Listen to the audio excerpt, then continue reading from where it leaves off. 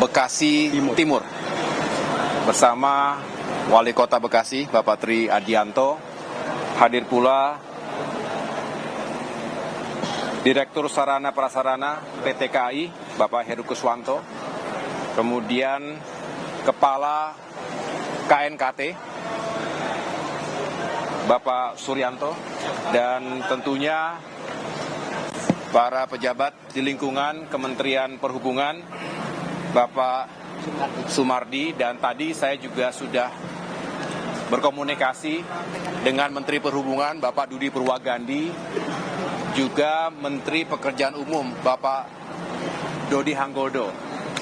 Yang intinya pertama, saya selaku Menteri Koordinator Bidang Infrastruktur dan Pembangunan Kewilayahan, kita semua tentunya berduka atas insiden kecelakaan kereta api tadi malam. Tentunya kita mendoakan kepada korban, semoga husnul khotimah dan diterima segala kebaikannya selama hidup di dunia. Dan tentunya juga kita doakan semoga keluarga ini tinggalkan diberikan ketabahan.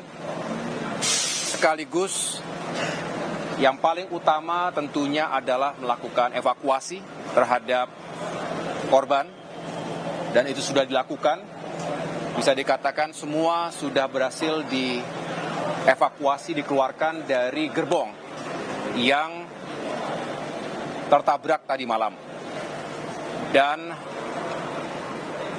update sampai dengan jam 1 siang tadi, ada 15 orang yang meninggal dunia dan 88 orang yang masih dirawat. Termasuk ada 3 yang tadinya terjepit bisa kita evakuasi dan masih dalam perawatan di rumah sakit. Dan tentunya sekali lagi kita berupaya maksimal untuk melakukan penanganan secara medis agar bisa menyelamatkan saudara-saudara kita yang masih dirawat saat ini. Jadi tahapan pertama itu evakuasi para penumpang. Dan yang kedua adalah proses recovery dari gerbong kereta yang mengalami tabrakan.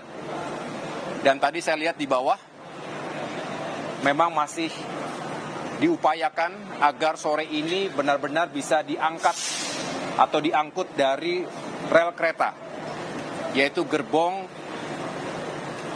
yang KRL, gerbong khusus wanita KRL, yang saat ini sekali lagi masih dalam proses evakuasi atau recovery.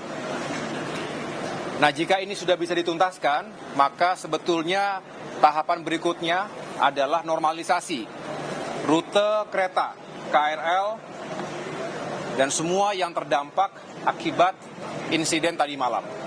Ini juga yang sedang dikawal oleh PT KAI, dan semua berupaya agar prosesnya cepat tapi juga tuntas. Mengapa kita tidak ingin terjadi gangguan-gangguan berikutnya, termasuk setelah berhasil diangkut semua. Menurut penjelasan dari KAI tadi, perlu ada pengecekan lagi terkait dengan listrik atas, aliran atas, listrik aliran atas. Ini juga harus dipastikan bisa beroperasi secara normal kembali. Sesuai arahan Bapak Presiden Prabowo Subianto yang tadi sudah juga secara langsung datang ke lokasi, ke Bekasi ini, tentunya kami semua juga ingin terus melakukan pembenahan, evaluasi dan koreksi yang menyeluruh pada tingkat strategis, tapi juga pada tingkatan operasional dan teknis.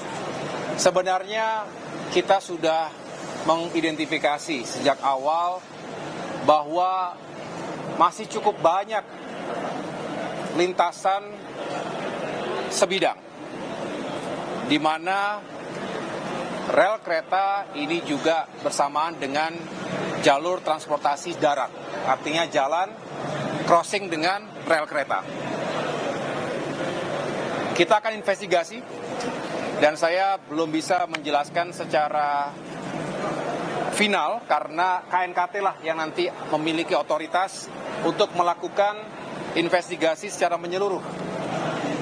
Apa penyebab sebenarnya dan langkah-langkah yang harus segera dilakukan untuk mencegah terjadinya insiden serupa yang fatal seperti tadi malam. Dan kami akan mengawal proses ini, dan tadi saya sampaikan kepada KNKT agar dilakukan secara transparan, seutuh-utuhnya, karena tidak ada yang lebih berharga dari nyawa manusia. Sekaligus tentunya kita identifikasi apa saja yang bisa segera kita lakukan. Misalnya, terhadap masih cukup banyaknya lintasan sebidang tadi, kita harus memastikan setiap titik perlintasan kereta itu harus ada pengamanan, harus ada petugas yang menjaga. Dan tentunya pada tahapan berikutnya kita harus menghadirkan solusi infrastruktur. Apa yang dinamakan sebagai solusi infrastruktur selain pengamanan tadi? Artinya jika memang ada sejumlah lokasi yang benar-benar strategis karena padat sekali, bukan hanya telah mengakibatkan kemacetan yang parah dalam trafik sehari-hari, tapi juga tadi berpotensi pada bahaya yang menyebabkan maut. Tadi misalnya Pak Wali Kota sudah menyampaikan, sebetulnya sudah ada yang direncanakan sebelum kejadian ini, tetapi memang masih butuh proses. Saya minta dan saya ingin mendorong untuk mempercepat semuanya, karena memang misalnya untuk membangun flyover sehingga tidak lagi ada lintasan sebidang, ini perlu penyiapan tata ruangnya, lahannya. Ini juga membutuhkan proses. Lalu pembangunan flyover itu sendiri. Barulah setelah itu ada perubahan sistem traffic yang kita kelola dengan baik, menghindari terjadinya kecelakaan-kecelakaan lainnya di kemudian hari. Sekaligus bisa menutup sejumlah lintasan sebidang lainnya jika flyover tersebut misalnya sudah hadir di tengah-tengah masyarakat kita. Jadi teman-teman sekalian, saya dapat menyimpulkan bahwa kejadian semalam, insiden ini bukanlah sesuatu yang ringan. Ini sesuatu yang serius, dan pemerintah ingin segera mempercepat segala upaya untuk bisa menghindari terjadinya kecelakaan-kecelakaan serupa. Dan memang pada akhirnya kita berharap sebetulnya kalau sektor kereta api ini bisa kita benahi secara terus-menerus, artinya yang sudah baik selama ini kita apresiasi dan kita pertahankan, tetapi terkait dengan situasi yang menyebabkan kecelakaan seperti ini benar-benar harus kita lakukan pembenahan secara menyeluruh. Sistemnya, teknologinya, tata kelolanya, kemudian emergency response terhadap situasi yang memang membutuhkan keputusan dan tindakan yang cepat. Jadi itu saja yang dapat saya sampaikan, teman-teman sekalian. Terima kasih telah hadir secara langsung dan terus meliput perkembangan di lapangan.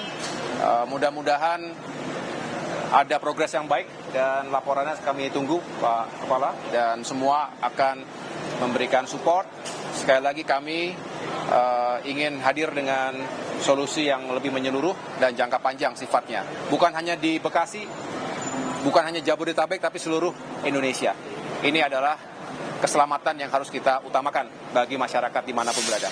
Terima kasih. Pak Menko, ada target nggak kepada PT KAI untuk evakuasi? Mengingat kan ada ribuan orang yang biasanya juga menggunakan stasiun ini gitu sebagai akses. Ya, tadi saya mendapat penjelasan.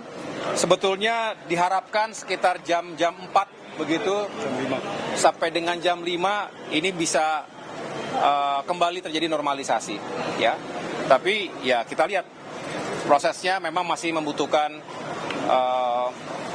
segala upaya. Tadi saya lihat sudah banyak sekali petugas KAI yang siap melakukan atau sedang melakukan proses recovery ini, dan mudah-mudahan sore ini, malam ini sudah bisa normal kembali. Bicara selain tahap dari jalur khusus jarak jauh kan baru sampai stasiun Bekasi ya. Nah ini akan dilanjutkan biar misah nggak nyatu sama KRL gitu nggak? Jarak jauh sama KRL Iya. Ya. Kenapa? double track. Jadi Ya. double track. Kalau sekarang baru double track, jadi double track. Nanti bisa dijelaskan secara lebih teknis oleh Kementerian Perhubungan yang memiliki kebijakan atau roadmap yang sudah disiapkan juga. Tapi yang jelas kita juga ingin memastikan double track atau double track itu benar-benar bisa memenuhi demand atau kebutuhan dari besarnya jumlah pengguna kereta KRL setiap harinya. Ya, ini akan menjadi bagian utuh dari evaluasi nanti untuk kita sempurnakan roadmap pengembangan KRL maupun kereta lainnya.